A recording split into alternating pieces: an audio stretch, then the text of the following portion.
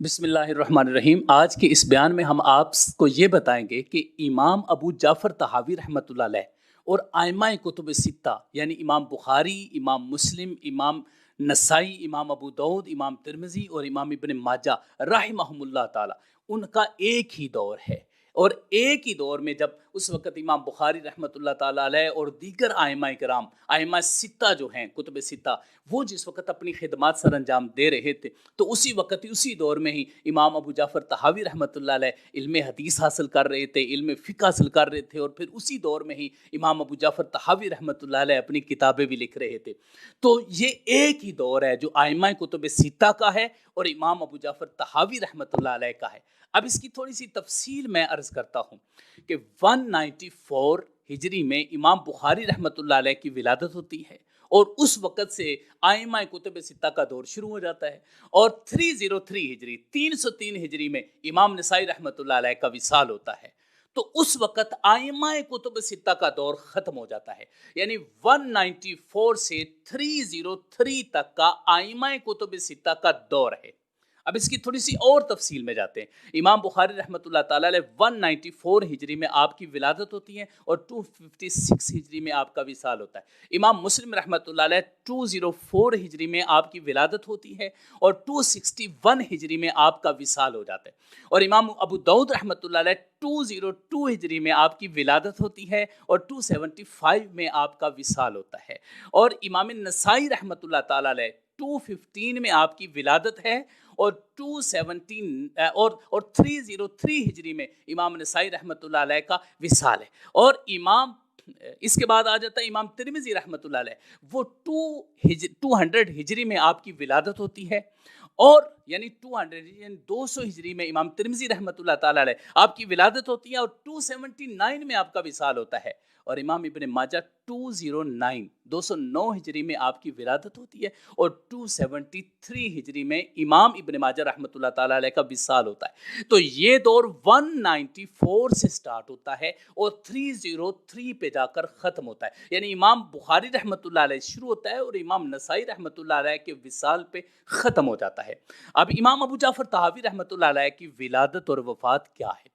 امام ابو جعفر طحاوی رحمۃ اللہ 229 ہجری کو آپ کی ولادت ہے، 229 ہجری کو۔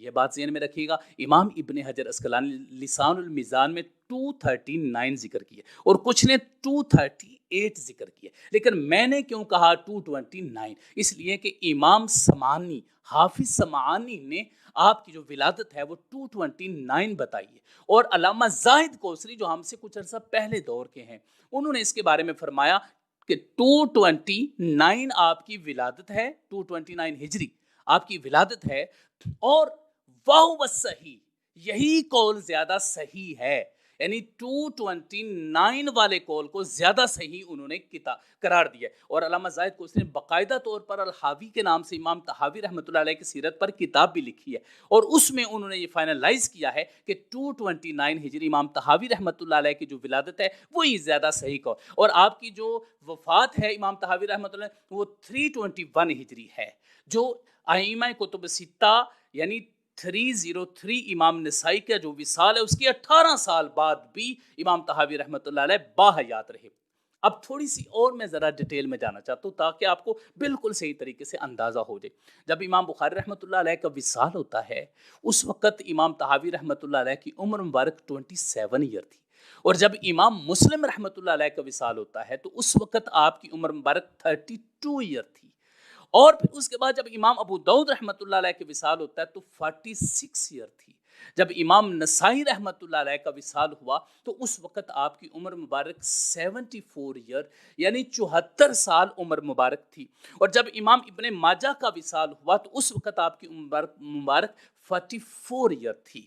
اب یہاں پر یہ تو ہمیں پتہ چل گیا کہ جب امام بخاری رحمۃ اللہ علیہ کا سب سے پہلے وصال ہوتا ہے ائمہ ستہ میں سے تو اس وقت آپ کی عمر مبارک 27 ایئر تھی، یعنی 27 سال کی، اور یہ تو وہ عمر ہوتی ہے جب بندہ پڑھ لکھ جاتا ہے اور گھرانہ بھی ایسا ہو محدثین کرام کا، آپ کے والد بھی محدث و فقیہ، آپ کے ماموں بھی محدث و فقیہ یعنی امام طحاوی کے، اور آپ کا بیٹا بھی محدث و فقیہ، اور جب آپ کا خاندان ہی وہ ہو تو پھر امام ابو جعفر طحاوی رحمۃ اللہ اپنے والد اور اپنے ماموں سے پڑھا تو 27 سال کی عمر میں تو ماشاءاللہ آپ نے کتنا علم حاصل کر لیا ہوگا.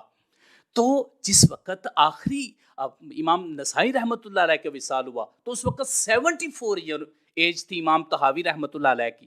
تو اس کا مطلب ہے کہ جب آئمہ ستہ کا دور ختم ہوا تو اس وقت 74 ایئر، اور آج آپ دیکھ لیں عمریں عمومی طور پر ہوتی ہیں 74 ایئر، اگرچہ امام ابو جعفر طحاوی 18 سال اس دور کے بعد بھی آپ باحیات رہے. تو یہ وہی دور ہے جس دور میں ان آئمہ نے کتابیں لکھی، پڑھایا. تو امام ابو جعفر طحاوی رحمۃ اللہ علیہ نے علم حاصل کیا. باقاعدہ طور پر امام نسائی رحمۃ اللہ علیہ سے آپ نے حدیث کا علم سیکھا ہے، اور اپنی کتاب مشکل الآثار میں امام نسائی رحمۃ اللہ تعالیٰ علیہ سے حدیثیں روایت کی ہیں، جس سے واضح طور پر معلوم ہوتا ہے. اور کتابوں میں بھی کتب و اسماء رجال میں بھی لکھا ہوا ہے کہ امام طحاوی رحمۃ اللہ علیہ امام نسائی کے شاگرد تھے.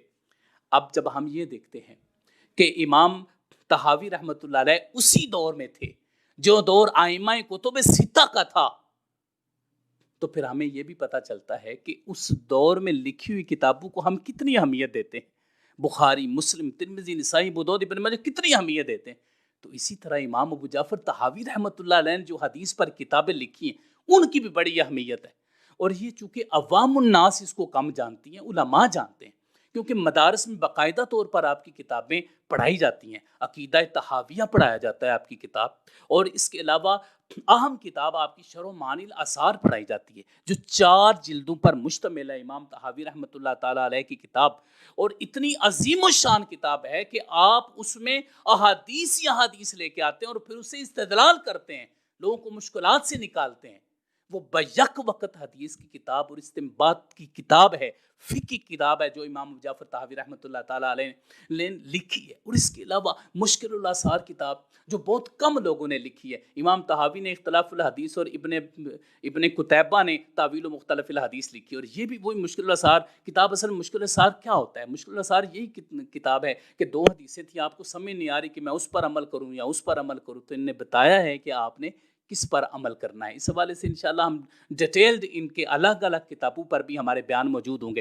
نتیجہ تن بات یہ ثابت ہوتی ہے کہ امام ابو جعفر طحاوی رحمۃ اللہ علیہ کے وہی دور ہے جو بخاری و مسلم، ترمذی، نسائی، ابو داؤد، ابن ماجہ کا دور ہے، بالکل وہی دور ہے. تو میں آپ کی بارگاہ میں یہ عرض کرنا چاہتا ہوں سب سے پہلے علماء کرام سے کہ آپ ان کتابوں کا سب سے پہلے مطالعہ فرمائیں.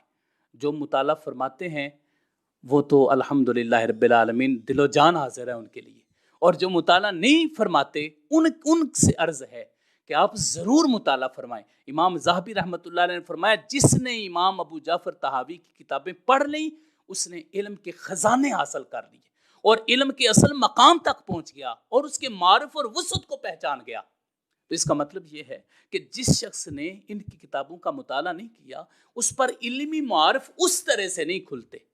تو امام ابو جعفر طحاوی رحمۃ اللہ علیہ کتابوں کا مطالعہ فرمائیں اور صحیح مطالعہ فرمائیں، اور اس میں ہر طرح کے دلائل اور استنباطات موجود ہیں، وہ حاصل کریں، اور پھر اس کے بعد ان کتابوں کو عام کریں، لوگوں کو بتائیں کہ یہ کتابیں امام طحاوی رحمۃ اللہ علیہ کی ہیں، دور تو وہی ہے. تو پھر ان کتابوں کو عوام الناس سے کیوں چھپایا جا رہا ہے؟ انشاءاللہ ہم واضح کریں گے امام طحاوی رحمۃ اللہ علیہ کی خدمات کو.